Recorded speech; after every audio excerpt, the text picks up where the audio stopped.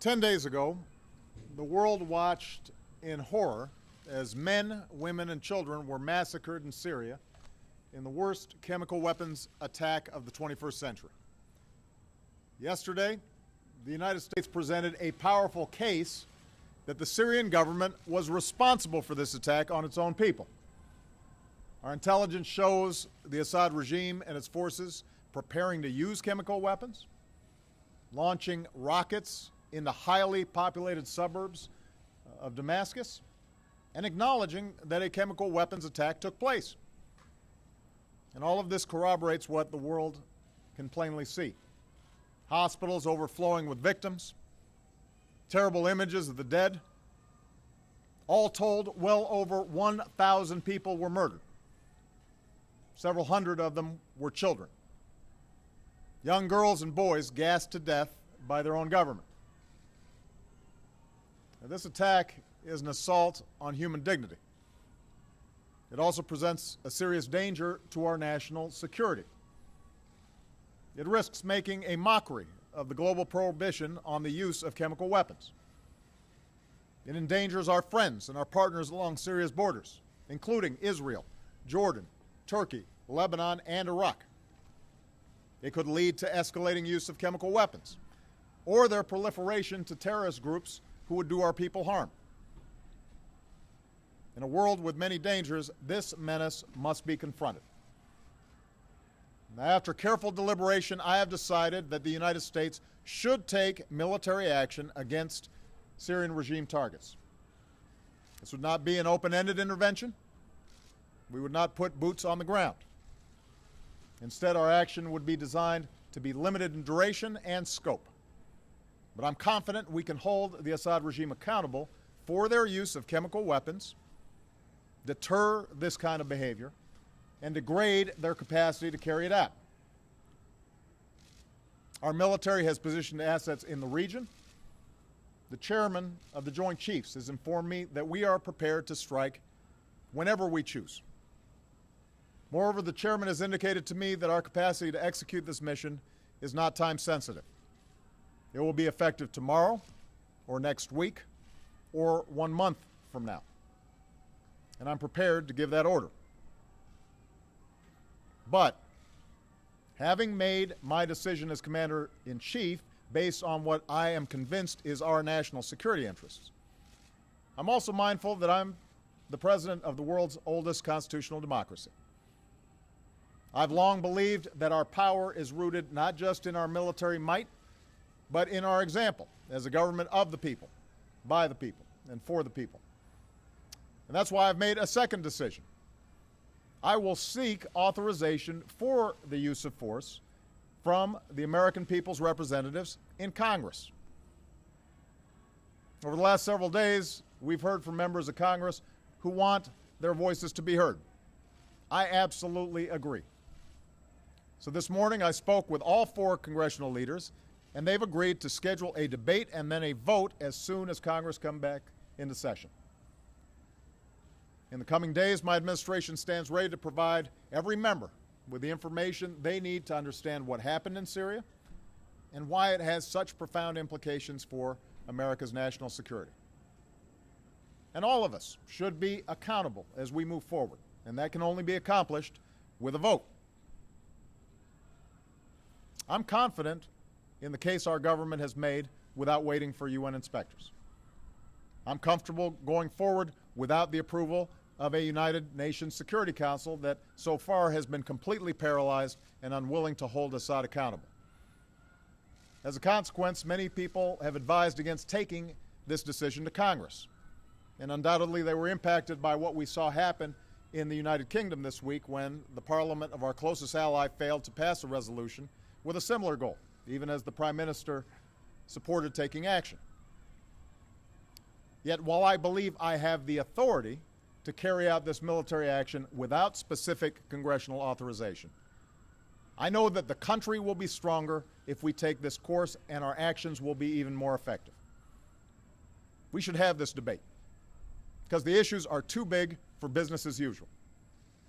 And this morning, John Boehner, Harry Reid, Nancy Pelosi, and Mitch McConnell agreed that this is the right thing to do for our democracy. A country faces few decisions as grave as using military force, even when that force is limited. I respect the views of those who call for caution, particularly as our country emerges from a time of war that I was elected in part to end. But if we really do want to turn away from taking appropriate action in the face of such an unspeakable outrage, then we must acknowledge the costs of doing nothing. Here's my question for every member of Congress and every member of the global community. What message will we send if a dictator can gas hundreds of children to death in plain sight and pay no price? What's the purpose of the international system that we've built if a prohibition on the use of chemical weapons that has been agreed to by the governments of 98% of the world's people and approved overwhelmingly by the Congress of the United States is not enforced? Make no mistake, this has implications beyond chemical warfare. If we won't enforce accountability in the face of this heinous act, what does it say about our resolve to stand up to others who flout fundamental international rules? To governments who would choose to build nuclear arms? To terrorists who would spread biological weapons? To armies who carry out genocide? We cannot raise our children in a world where we will not follow through on the things we say, the accords we sign, the values that define us. So just as I will take this case to Congress, I will also deliver this message to the world. While the UN investigation has some time to report on its findings, we will insist that an atrocity committed with chemical weapons is not simply investigated, it must be confronted. I don't expect every nation to agree with the decision we have made. Privately, we've heard many expressions of support from our friends, but I will ask those who care about the writ of the international community to stand publicly behind our action. And finally, let me say this to the American people. I know well that we are weary of war. We've ended one war in Iraq, we're ending another in Afghanistan, and the American people have the good sense to know we cannot resolve the underlying conflict in Syria with our military. In that part of the world, there are ancient sectarian differences, and the hopes of the Arab Spring have unleashed forces of change that are going to take many years to resolve. And that's why we're not contemplating putting our troops in the middle of someone else's war. Instead, we'll continue to support the Syrian people through our pressure on the Assad regime, our commitment to the opposition, our care for the displaced, and our pursuit of a political resolution that achieves a government that respects the dignity of its people. But we are the United States of America, and we cannot and must not turn a blind eye to what happened in Damascus. Out of the ashes of World War, we built an international order and enforced the rules that gave it meaning. And we did so because we believe that the rights of individuals to live in peace and dignity depends on the responsibilities of nations. We aren't perfect, but this nation, more than any other, has been willing to meet those responsibilities. So to all members of Congress of both parties, I ask you to take this vote for our national security. I am looking forward to the debate. In doing so, I ask you, members of Congress, to consider that some things are more important than partisan differences or the politics of the moment. Ultimately, this is not about who occupies this office at any given time. It's about who we are as a country.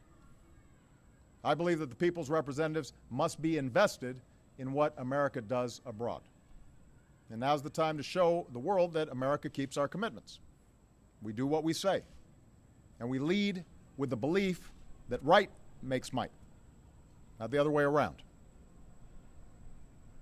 We all know there are no easy options, but I wasn't elected to avoid hard decisions, and neither were the members of the House and the Senate. I've told you what I believe, that our security and our values demand that we cannot turn away from the massacre of countless civilians with chemical weapons. And our democracy is stronger when the president and the people's representatives stand together. I'm ready to act in the face of this outrage. Today, I'm asking Congress to send a message to the world that we are ready to move forward together as one nation. Thanks very much. Will you forgo a strike if Congress disapproves?